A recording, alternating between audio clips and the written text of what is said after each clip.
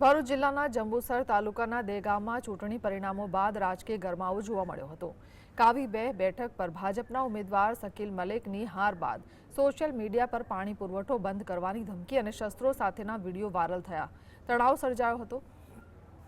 જોકે જીએસટીવી ન્યૂઝના અહેવાલ મુજબ હાલ સ્થિતિ સામાન્ય છે। ભાજપના ઉમેદવારે સ્પષ્ટતા કરી છે કે પાણી વેરો ન ભરાયો હોવાથી આ ચીમકી અપાઈ હતી। તંત્રની દરમિયાનગીરી બાદ પાણી પુરવઠો પુનઃ શરૂ થતા ગ્રામજનોએ રાહત અનુભવી છે અને ગામમાં શાંતિ સ્થપાઈ છે।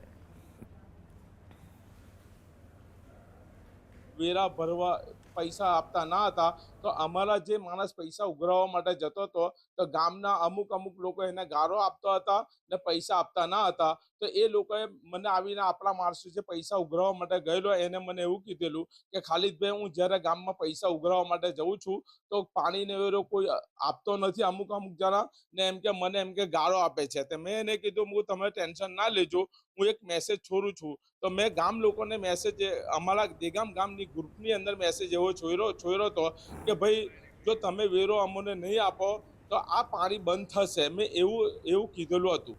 નથી પાણી અમુક કોઈ શાદીનો પ્રસંગ થાય, કોઈ ગમે તે પ્રસંગ થાય એ બાબતથી પાણી અટકેલું હતું। અત્યારે પાણી ગઈકાલેથી ચાલુ જ છે પાણી।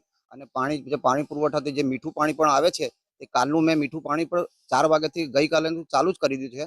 આ એક પાણીનું ખોટું એક હવામાન ઊભું કરેલો છે અને ખાલિદભાઈ જે પરેલા છે બીજેપીમાંથી એને એક બદલામ કરવા માટે આ કામ કરેલું છે।